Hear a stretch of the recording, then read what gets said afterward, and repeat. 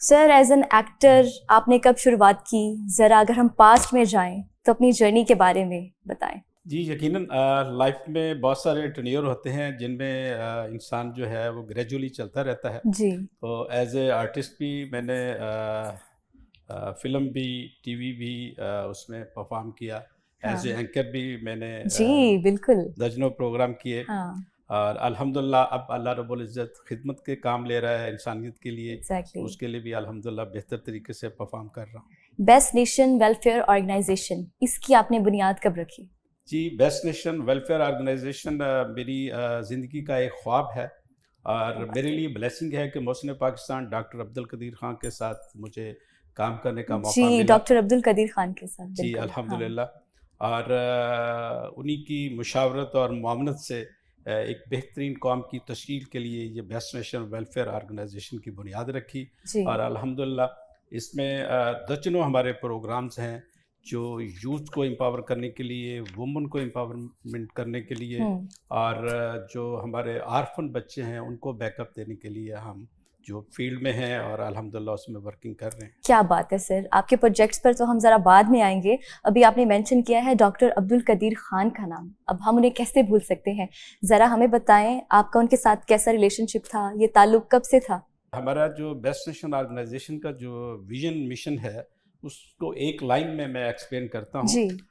तरबीत व तालीम, सेहत दोस्त आगाही, महारत और रोज़गार सबके लिए। क्या बात है। और इसमें हमने यूथ को सबसे ज़्यादा जो है वो फोकस किया है, टारगेट किया है। हाँ हाँ और हाँ। उसके लिए हम best nation doctor A Q. Khan IT institutes का जो है वो जाल बिछा रहे हैं। क्या इस वक्त बात है। हमारे दर्जनों आईटी इंस्टीट्यूट्स वर्किंग में हैं ठीक है। और इंशाल्लाह ताला दिसंबर 2025 तक हम्म। हम कोई 100 आईटी इंस्टीट्यूट्स हमारा टारगेट है। अरे वाह। और 2026 में 1000 आईटी इंस्टीट्यूट्स हमारा टारगेट है। जी। और 2027 में हमारा कुछ 10,000 IT institute her union council की सतह पर हम एस्टेब्लिश करने के लिए मैदान अमल में। Excellent sir. इसके अलावा और कौन से प्रोजेक्ट्स हैं जो अभी आप कर रहे हैं? इसके अलावा हमारे हेल्थ पर जो हमारे मुख्तलिफ प्रोग्राम हैं और फिर हम्म। इंसान दोस्त के ज़रिए जो आर्फन बच्चों के लिए हम जो जी। दारुल रहमत के नाम से एक जाल बिछा रहे हैं वो है। फिर हमारा एक प्रोग्राम निकाह फलाह, निकाह जिसमें फला। हम जो बच्चियाँ जिनके लिए निकाह का चैलेंज है या बच्चे ऐसे उनको हम ऑन बोर्ड ले रहे हैं। तो ठीक है। हमारे ये 12 प्रोग्राम का गुलदस्ता है। 4 हमारे तालीम दोस्त के प्रोग्राम हैं, जी। 4 हमारे सेहत दोस्त के हैं और 4 हमारे इंसान दोस्त के हैं। और हमारा जो सेहत के हवाले से एक अदारा आज से 21 साल पहले उसकी बुनियाद रखी थी, जी। रहमान फाउंडेशन। रहमान फाउंडेशन, अल्हम्दुलिल्लाह हमें ज़रा इसके बारे में भी बताएं। जी, जी। जी। उस पर 2004 में 3 डायलिसिस मशीनों से हमने आगाज़ किया था ठीक है। और अब हमारे पास 110 डायलिसिस मशीनें हैं। 110 और कैंसर मशीन्स हैं आपके जी, पास? ओके। पाकिस्तान के 11 शहरों में हमारे रहमान फाउंडेशन के डायलिसिस सेंटर्स हमारे चल रहे हैं। ठीक है। और रोज़ाना कोई 225 के करीब लोगों को, मुस्तहकीन को मुफ्त डायलिसिस की क्या सहूलत फराहम बात है कर रहे हैं। सर, आपका जो ये वाला प्रोजेक्ट है ये कहाँ पर है? जी, हमारा रहमान फाउंडेशन का जो पहला डायलिसिस सेंटर था वो हमने माल्टन जी ब्लॉक में 3 मशीनों से आगाज़ किया। आज हमारे पास वहाँ 12 डायलिसिस मशीनें हैं।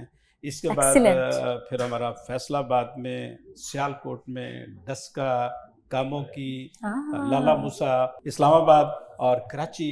इसके अलावा तकरीबन 11 हमारे मुख्तलिफ शहरों में हमारे 11 डायलिसिस सेंटर हैं। मुख्तलिफ शहरों में जो है आपकी जी, ये जी। सारी चीज़ें हैं। Very nice. सर आपकी एज क्या थी जब आपने ये शुरुआत की अपनी करियर की? ज़रा पास में फिर चलते हैं। देखिए मेरी तालीम गवर्नमेंट कॉलेज लाहौर से मैंने कंप्लीट की और एजुकेशन के बाद मैं बिज़नेस में आया। एक कंबाइंड हार्वेस्टर का एक बहुत बड़ा प्रोजेक्ट मैंने लॉन्च किया। मेरा ताल्लुक जी। दीपालपुर डिस्ट्रिक्ट उकाड़ा से है। ओके। और बिज़नेस में भरपूर कामयाबी के बाद फिर खैर से मैं शोबिज़ की तरफ मुझे आना पड़ा जी। और एज ए पीटीवी और बाकी सारे जो है मैंने किरदार अदा किए। ओके। इसी दौरान मुझे एक्सीलेंट। वेलफेयर के हवाले से जो है मुझे काम करने का मौका मिला, क्योंकि मेरी वालदा साहबा की ये नसीहत थी मुझे कि बेटे दुखी इंसानियत के ज़ख्मों पर मरहम रखना है और अपनी ज़िंदगी का ये जो है आप पूरा टारगेट कर लें। हाँ। तो वालदा साहबा अल्लाह ताला उन्हें जन्नत फ़िरदौस में जगह दे। आमीन। उनकी आमीन। दुआएं मेरे बैकअप पर हैं जी। और इसलिए फिर जो मेरा पहला वेलफेयर का जो प्रोजेक्ट था वो जी मैंने रहमान फाउंडेशन का रखा और उसमें हेल्थ पर काम किया। और फिर मेरा डॉक्टर अब्दुल कदीर ख़ान मोहसिन पाकिस्तान से एक ताल्लुक़ बना। डॉक्टर साहब हमेशा मुझे उल्फत भाई के नाम से पुकारते रहे, जी जो मेरे लिए ब्लेसिंग है। जी फिर मैं 2011 में रहमान फाउंडेशन का उन्हें चीफ पैटर्न लाया और उसके बाद फिर जो है वो मुख्तलिफ जो प्रोजेक्ट्स पर काम होते रहे।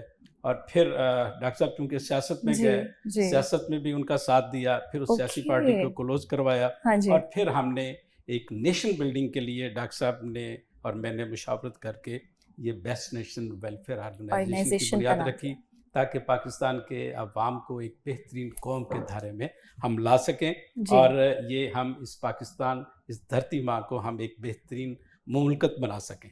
एक्सीलेंट सर, आप बहुत अच्छा काम कर रहे हैं। और मुझे ये बताएं कि अब ज़रा आपकी पास्ट लाइफ में अगर देखें, आप ड्रामा इंडस्ट्री में कैसे आए और कैसे अपनी करियर की शुरुआत की ड्रामा इंडस्ट्री में। हमने आपको काफ़ी सारी फिल्म्स में देखा है काम करते हुए, और फिर ये भी देखने में आया कि इस्माइल शाह की जगह आपने ड्रामों में काम किया, आपको ड्रामों में काम करते हुए देखा, कैसा लगा?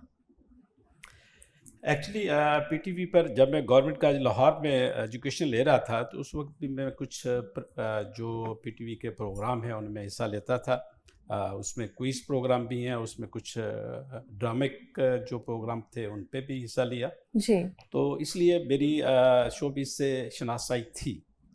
और जब इस्माइल शाह साहब खैर से एक बहुत बड़े रिनाउंड और वर्सटाइल एक हीरो अपने दौर के, जी और जिन लोगों ने उनको देखा है उनको एंजॉय किया है और उसको वो खराज तहसीन पेश करते हैं। हाँ तो इस्माइल शाह साहब की जब डेथ हुई जी तो एक एक्सीडेंटल डेथ थी।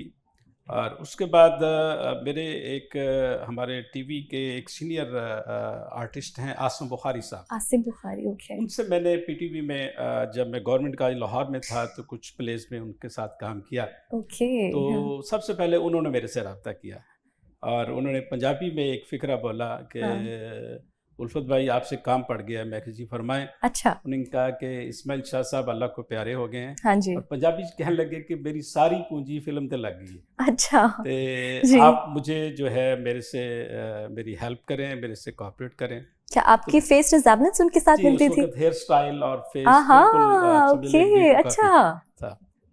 ठीक है तो मैंने कहा शाह जी मैं तो फिल्म इंडस्ट्री के बारे में कुछ नहीं जानता, जी मैंने तो सिर्फ पीटीवी पर आपके साथ काम किया है, तो मैं बड़ी स्क्रीन के बारे में कुछ नहीं जानता। कुछ नहीं जानता हाँ तो उन्होंने कहा आप बेफिक्र हो जाएं, आप सिर्फ हामी भरें, ये बड़ी स्क्रीन का काम छोटी स्क्रीन से ज़्यादा आसान है, ओके तो हम आपसे काम ले लेंगे। तो मैंने कहा जी अगर आप मेरे से काम ले सकते हैं तो मैं हाज़िर हूँ जनाब।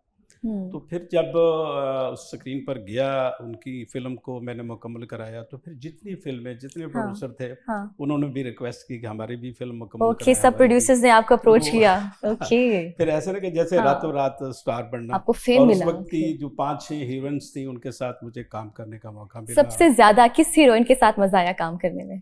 अब मैंने चूँकि इस्माइल शाह साहब फ़िल्में जो मुकम्मल कराई थी उसमें शादा मनी थी, वफ़ा थी, सोनिया थी, ओके नीली थी, इनके साथ मुझे काम करने का मौका मिला। अच्छा तो उसमें कुछ सॉन्ग्स भी, कुछ बाकी डायलॉग भी वो किए। लेकिन इसके बाद जो मैं आपको इंटरेस्टिंग बात सुना रहा हूँ जी कि जरूर मुझे 3-4 नई फ़िल्में मिल गई, उनके एडवांसेस भी आ गए मुझे, हाँ और एकदम जो है करियर का आगाज़ जो है जी वो भरपूर तरीके से शुरू होने जा रहा था। हाँ जी तो मैं जब वालदा साहबा से मिलने दीपालपुर जाता था तो मैं अकलौता बेटा हूँ उनका, बहुत प्यार करती ओके थी। अल्लाह ताला माशाल्लाह उन्हें जन्नत फ़िरदौस में जगह दे। आमीन तो आमीन एक दफ़ा जब मिलने गया तो वो उनके आँखों में आँसू जब मिले मुझे, तो उनकी आँखों में आँसू, और मैंने कहा अम्मी क्या बात है, आप क्यों उदास हैं? तो पहले तो कहा नहीं कोई बात नहीं बेटे, इतने जी दिनों बाद आए हैं तुम, इसलिए मैं हम्म आप मेरी आँखों में आँसू हैं। तो मुझे फ़ील हो गया कि समथिंग रॉन्ग, कोई बात है जो मामा मेरे से छुपा रही हैं। ओके तो फिर मैंने जब उनसे दोबारा पूछा जी तो फिर कहने लगी कि पंजाबी में, क्योंकि वालदा साहब पंजाबी बोलती हाँ थी, जी कहती जी पुत्र शरीक ताना मारते कि तेरा पुत्र जड़ा है वो किहड़े कम्म च पै गया, हाँ ते अच्छा ए मैनूं चंगा नहीं लगता। जी तो मैंने कहा जी ये सारे मेरे कज़न्स इधर उधर सबको बुलाया, मैंने कहा जी आप क्यों मामा को ऐसी बातें करते हैं? जी तो कहते नहीं जी हम तो कोई नहीं बात करते। मैंने कहा ये सब मेरे पास आते हैं शूटिंग देखने के लिए।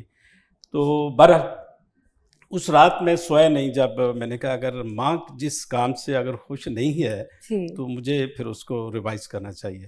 ओके, तो फिर क्या उसी बात रात है। मैंने डिसीजन लिया कि मैं वालदा की खुशी के हाँ। लिए मैं फ़िल्मों में अंदर से काम नहीं करूँगा। अच्छा। तो मुझे कुछ फ़िल्मों के एडवांसेस आए हुए थे, तो वो हाँ। मैंने वापस किए और उसके बाद मैं फ़िल्म से लाताल्लुक़ हो गया। फिर लेकिन शौक भी नहीं आपका किया कि दोबारा किसी फ़िल्म में काम करने के लिए?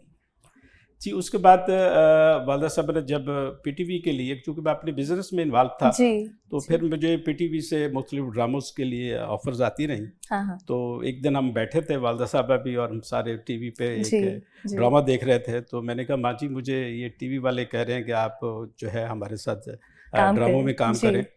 तो माँ जी उठीं, वो मुसल्ले पर बैठी थी। एक जान हाँ नमाज़ जी। होता है हमारी हाँ, हाँ। फैमिली का बहुत रवायत है, हाँ, तो वो अक्सर 5-7 घंटे मुसल्ले पर वो इबादत करती थी और बहुत ठीक है, मेरे लिए माशाअल्लाह, ब्लेसिंग है। Very nice. तो हुँ। वहाँ से उठी, उन्होंने आके मेरा माथा चूमा और उन्होंने कहा, बेटा मेरा अब तुम पर पूरा एतमाद है, हाँ। अब जो मर्ज़ी करो अच्छा। और आपको इजाज़त है आप करें। क्या बात है, क्या उसके बात बाद है। फिर मैंने तो ड्रामों में और हाँ एज़ ए जी। पीटीवी पर